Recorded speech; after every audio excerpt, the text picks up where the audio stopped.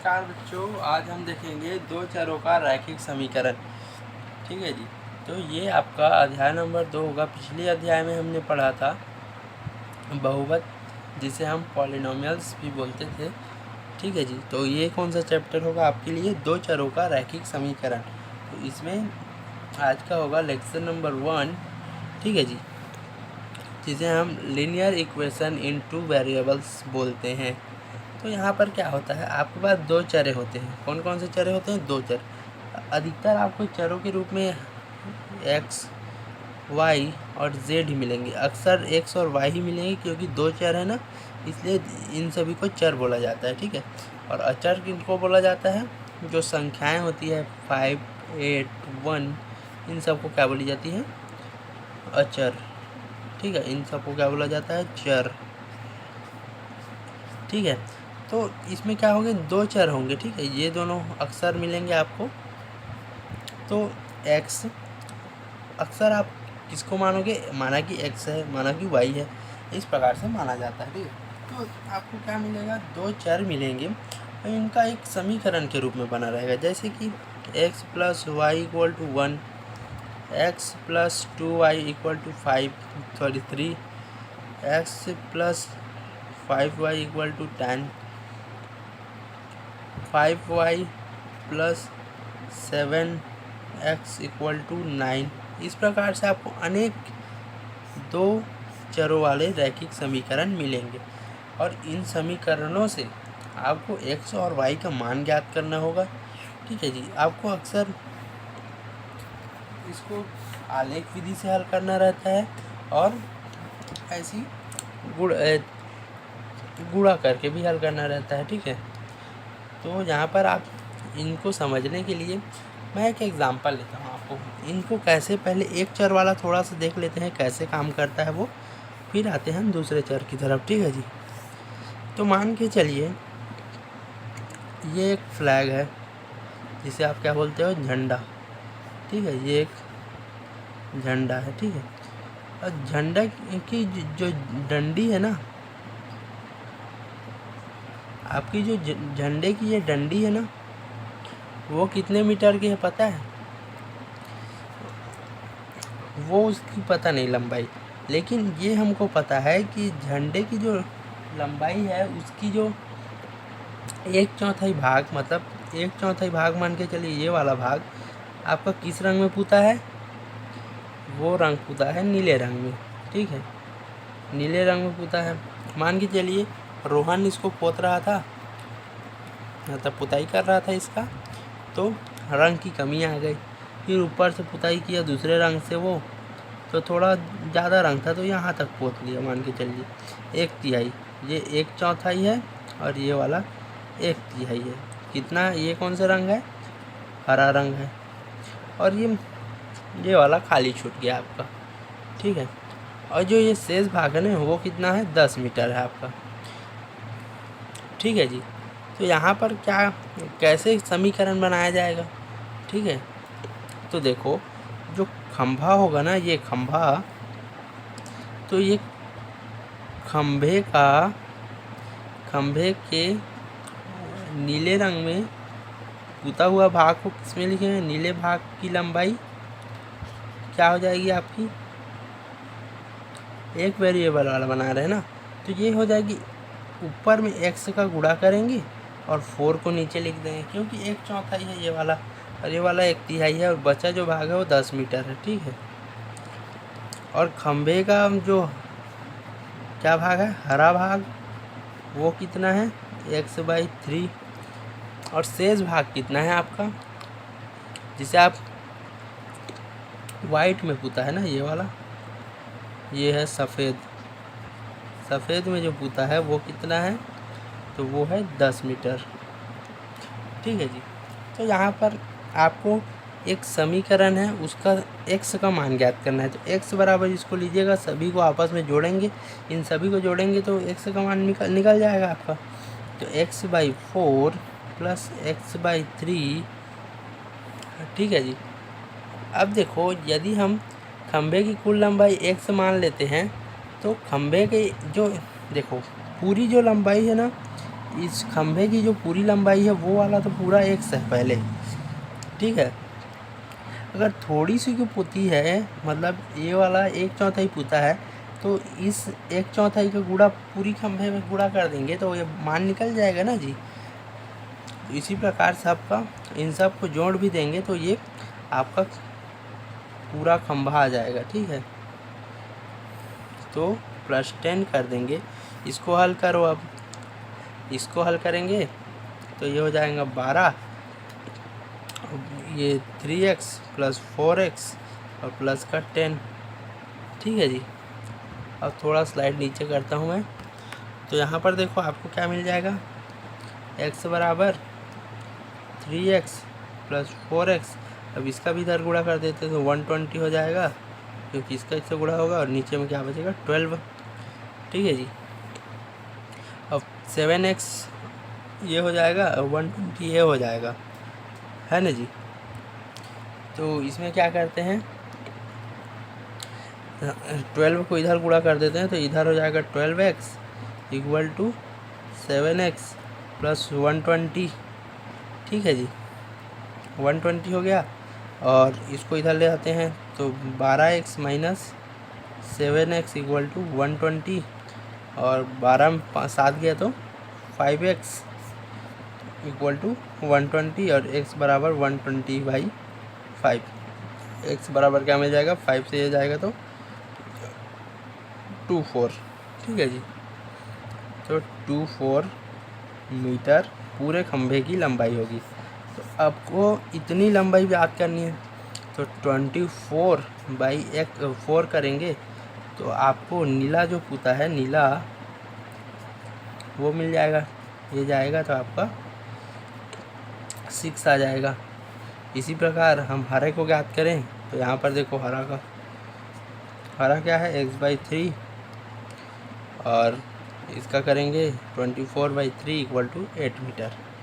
8 metre ये आ जाएगा, 6 metre ये, ठीक है। तो इस प्रकार से आप किसी भी, पहले तो समीकरण इस प्रकार से बनाएंगे, पहले तो पूरे खंभे को x मानना होगा, ठीक है जी।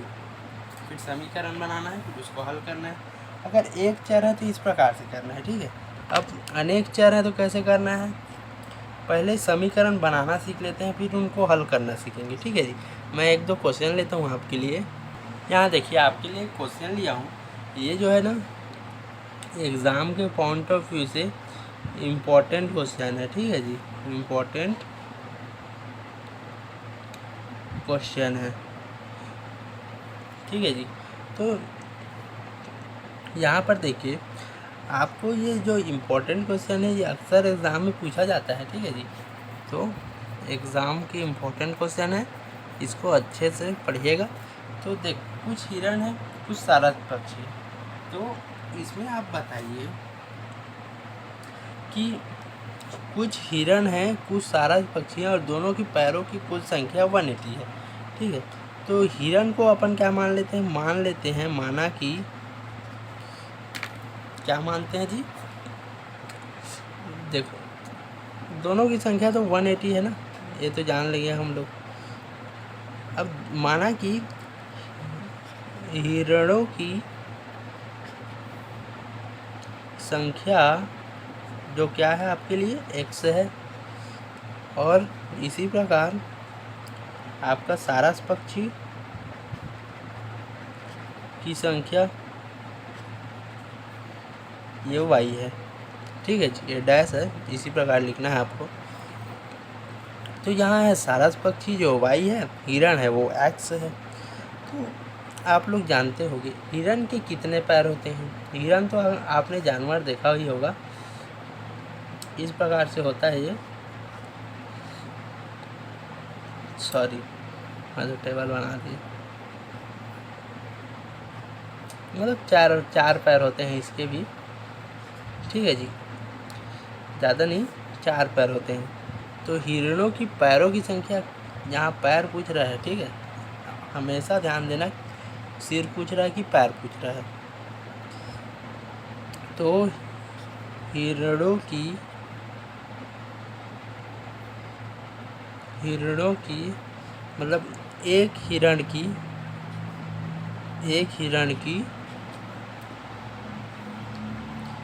4 पैर होते हैं तो पैरों की संख्या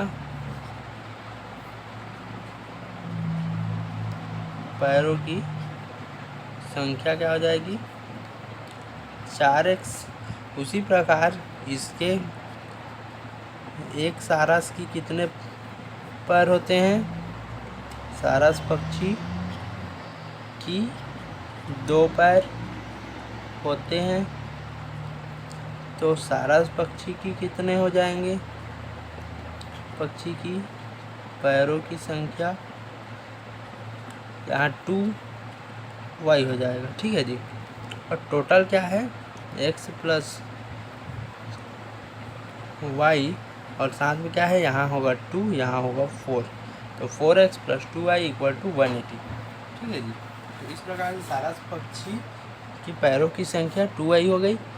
तो यहाँ पर देखो हिरणों की संख्या और आप सारस के पक्षी की संख्या को जोड़ के 180 करेंगे तो आपको ये वाला जो समीकरण मिलेगा। ठीक है, क्या करना है आपको? हिरणों के पैरों की संख्या प्लस सारस पक्षी के पैरों की संख्या, यहाँ लिखिएगा आप, इक्वल टू 180 होगा। अब हिरणों की पैरों की संख्या क्या है? 4x प्लस सारस की 2y इक्वल टू 180। ठीक है जी। तो इस प्रकार से आपको समीकरण कैसे बनेगा उसको ध्यान में रखना है। ठीक है जी। इसी प्रकार से अगर आपको हिरन दे दिया है और पक्षी दे दिया है, इसी प्रकार से आपको एक कुत्ता और एक इंसान से कंपेयर करके दे दिया रहा हो, तो मान के चलिए उनका दे दिया रहा हो तो आपका कुत्ता का भी 4x होगा और 2y, मतलब इंसान को y मान लेते हैं और कुत्ते को x मान लेते हैं। दूसरा आपको क्वेश्चन में दिया है तो ठीक है, इसी क्वेश्चन में डबल करके दिया है। इस प्रकार से आपको ये 90 मिलता है। ठीक है जी। अब इसको इससे घटा देंगे तो आपको जो क्या है, कुछ मिलेगा नहीं, जोड़ने से भी कुछ नहीं मिलेगा। इसलिए यहाँ पर जो समीकरण है ना वो थोड़ा पेचीदा हो जाता है। तो इसको हल करना भी सीखेंगे हम लोग, कैसे इन सभी समीकरण को हल किया जाता है और किस प्रकार से इन समीकरण से ग्राफ बनाया जाता है, उन सभी चीज़ों को भी ध्यान में रखते हुए हर चीज़ को देखा जाएगा। तो यहाँ पर आपको ये जो इक्वेशन है ना वो काम नहीं करेगा, क्योंकि यहाँ पर ये वाला तो सेम हो गया, एक्स वाई का जो मान रखें, तो यही तो मिलना चाहिए, तो 180 भी यहाँ आना चाहिए। ठीक है जी। यहाँ गलत हो गया है, जो आपको इसको मैं माना हूँ ना, ये वाला तो है वो तो सही है आपका। ये वाला जो इक्वेशन बनाने के लिए एग्ज़ाम में 2 नंबर का आ जाता है, इसको हमेशा याद रखिएगा। इसी प्रकार से एक और क्वेश्चन लेता हूँ मैं आपके लिए। अब यहाँ देखिए, आपको क्वेश्चन में बोलता है एक कापी और 2 पेंसिल की कीमत 45 रुपये है। ठीक है, आपके पास क्या है? पहले तो एक क्या है? कॉपी है। ठीक है, ये कॉपी है। ठीक है, और 2 पेंसिल है। ठीक है, ये क्या है? 2 यहाँ पर पेंसिल बना लेते हैं। एक एक की कीमत को लिख के भी मैं बताऊंगा आपको यहाँ पर। ठीक है जी, यहाँ देखिए। ठीक है, ये है जो आपका क्या है? नोटबुक है, और ये क्या है आपका? पेंसिल है। ठीक है जी। अब यहाँ बोलता है एक कॉपी और 2 पेंसिल की कीमत 45 है। तो आप लोग जानते होंगे, मानते हैं हम लोग, क्या मानते हैं? माना कि एक कॉपी क्या है की कीमत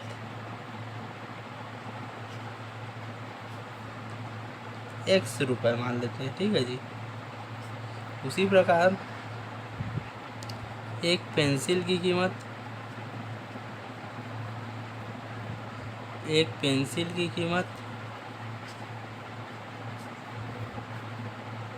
y रुपए मान लेते हैं।